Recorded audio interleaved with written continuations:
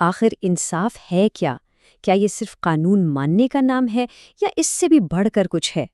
دیکھیں، افلاطون کی ریپبلک میں یہی ایک چھوٹا سا سوال مغربی فلسفے کی سب سے بڑی بحثوں میں سے ایک کو جنم دیتا ہے۔ تو آج ہم اسی لازوال کھوج کے بالکل شروع میں جا رہے ہیں۔ چلیں پھر شروع کرتے۔ کتاب شروع ہوتی ہے ایک بہت ہی سادہ لیکن گہرے جملے سے، سقراط کا نیچے جانا۔ یہ صرف ایک جگہ سے دوسری جگہ جانا نہیں تھا، یہ تو اصل میں علم کی بلندیوں سے انسانی معاملات کی پیچیدہ ہلچل سے بھری دنیا میں اترنے کی ایک علامت تھی، اور یہی سفر، یہی اترائی پورے مکالمے کا مرکزی خیال بن جاتی ہے۔ اب یہ پیریڈ جو ہے، یہ اس وقت ایتھنز کی جمہوریت کا گڑھ تھا، ایک بہت ہی مصروف بندرگاہ جہاں ہر طرح کے نظریات اور مفادات آپس میں ٹکراتے تھے۔ تو سقراط کا یہاں نیچے آنا کتاب کے مرکزی خیال کی طرف اشارہ کرتا ہے، یعنی ایک فلسفی کا روشن خیالی کی دنیا سے نکل کر عام لوگوں کی دنیا میں آنا۔ اور یہی وہ دنیا ہے جسے افلاطون بعد میں اپنی مشہور غار کی تمثیل میں بیان کرے گا، ایک ایسی جگہ جہاں لوگ حقیقت نہیں بلکہ حقیقت کے سائے دیکھتے ہیں۔ اور یہاں سے منظر ایک دم ڈرامائی ہو جاتا ہے۔ جیسے ہی سقراط اور اس کا دوست گلاؤکون وہاں سے نکلنے لگتے ہیں، انہیں روک لیا جاتا ہے۔ لیکن یہ کوئی دوستانہ انداز میں روکنا نہیں تھا، یہ تو طاقت کا کھلا مظاہرہ تھا۔ ان کے جاننے والے اپنی تعداد کے بل بوتے پر انہیں زبردستی روکتے ہیں، اور بس یہیں سے طاقت اور دلیل کے درمیان اصل ٹکراؤ کا آغاز ہوتا ہے۔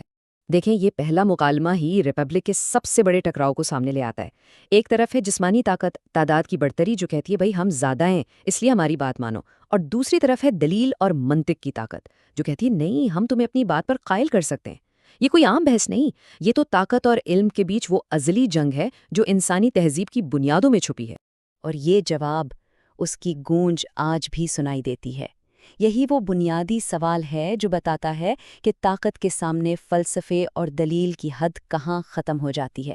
خود سوچئے، اگر طاقت سننے سے ہی انکار کر دے تو سچائی بھلا کیسے جیتے گی؟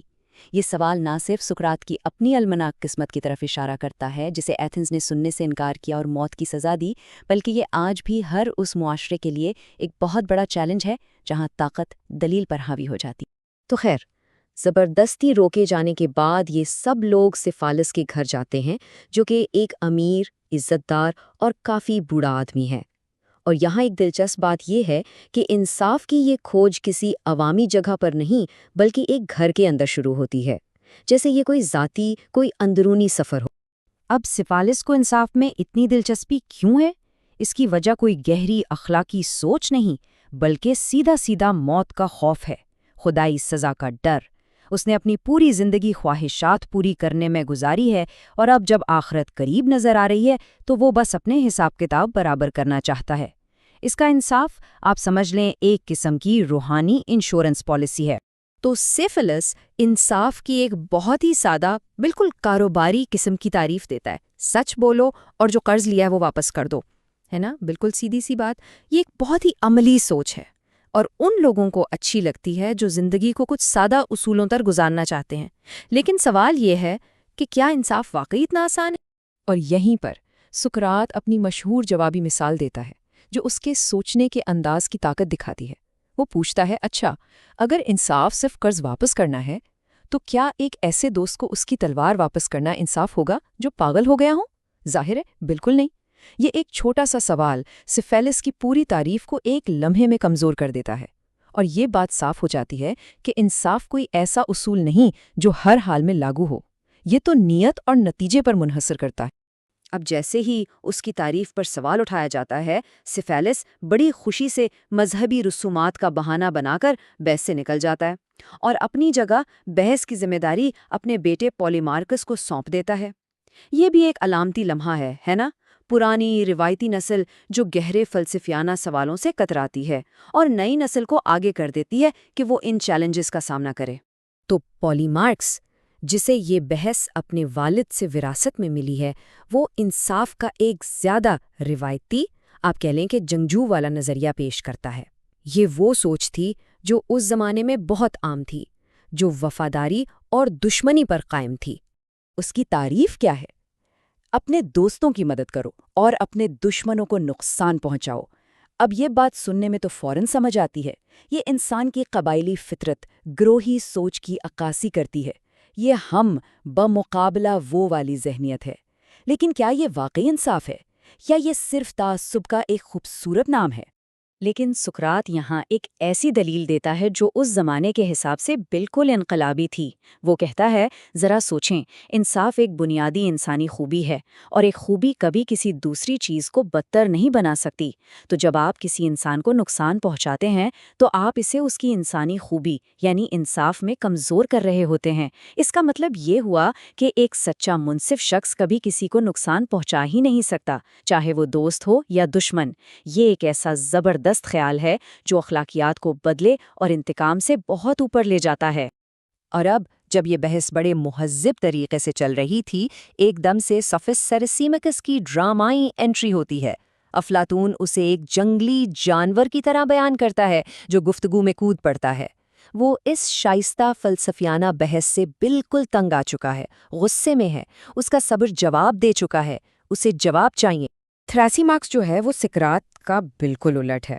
وہ ایک سوفسٹ ہے، یعنی ان لوگوں میں سے جو پیسے لے کر بحث اور دلیل کا فن سکھاتے تھے۔ اس کے نزدیک اخلاقیات اور انصاف یہ سب کمزوروں کے بنائے ہوئے الفاظ ہیں تاکہ وہ خود کو طاقتوروں سے بچا سکیں۔ اس کے لیے حقیقت میں صرف ایک ہی اصول ہے، جس کی لاٹھی اس کی بھینس۔ اور پھر تھراسیماکس اپنی وہ مشہور اور آج تک کی سب سے چیلنجنگ تعریف پیش کرتا ہے کہ انصاف طاقتور کے فائدے کے سوا کچھ بھی نہیں۔ اس کا مطلب یہ ہے کہ جسے ہم انصاف کہتے ہیں نا، وہ اصل میں وہ قانون اور اصول ہیں جو حکمران طبقہ صرف اپنے فائدے کے لیے بناتا ہے اور عوام پر تھوپ دیتا ہے۔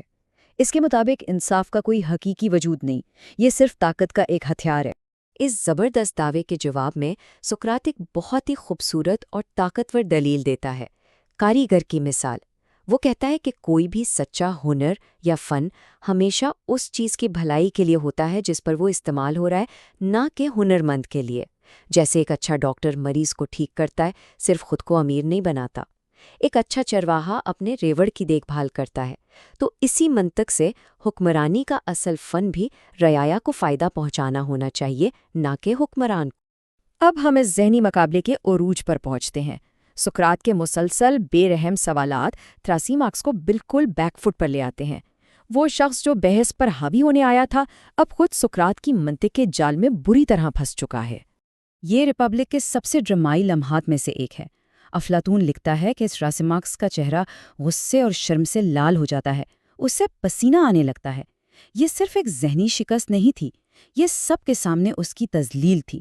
وہ جو تکبر اور خود اعتمادی کا پہاڑ بنا ہوا تھا، دلیل کی طاقت کے سامنے شرمندہ ہو کر خاموش ہونے پر مجبور ہو جاتا ہے۔ لیکن یہاں کہانی میں ایک بہت ہی زبردست موڑ ہے۔ سقراط کی یہ جیت جان بوجھ کر نامکمل رکھی گئی ہے۔ تھراسیماکس خاموش تو ہو گیا، لیکن اس کا طاقتور نظریہ کہ طاقت ہی حق ہے پوری طرح سے رد نہیں ہوا، بلکہ سقراط کے اپنے کئی دلائل بھی کمزور تھے۔ ایسا کیوں؟ کیونکہ سقراط کا اصل مقصد بحث کو ختم کرنا تھا ہی نہیں، بلکہ ایک زیادہ گہری بحث کو شروع کرنا۔ حقیقت میں یہ پوری بحث ایک پرفارمنس تھی۔ تھراسیماکس جیسے شخص کو خاموش کروانا تو بس ایک سیٹ اپ تھا۔ اصل سامعین تو وہ نوجوان تھے جو خاموشی سے یہ سب دیکھ رہے تھے، خاص طور پر افلاطون کے اپنے بھائی گلاؤکون اور ایڈیمنس۔ سقراط کا مقصد انہیں یہ سوچنے پر مجبور کرنا تھا کہ اگر پرانی تعریفیں بھی غلط ہیں اور طاقت والا نظریہ بھی کمزور ہے، تو پھر آخر انصاف ہے کیا؟ اور یہی وہ سوال تھا جس نے ریپبلک کی اگلی 9 کتابوں کی بنیاد رکھی۔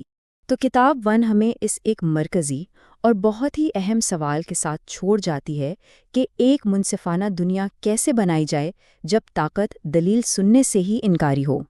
یہ سوال آج بھی اتنا ہی اہم اور ضروری ہے جتنا افلاطون کے زمانے میں تھا۔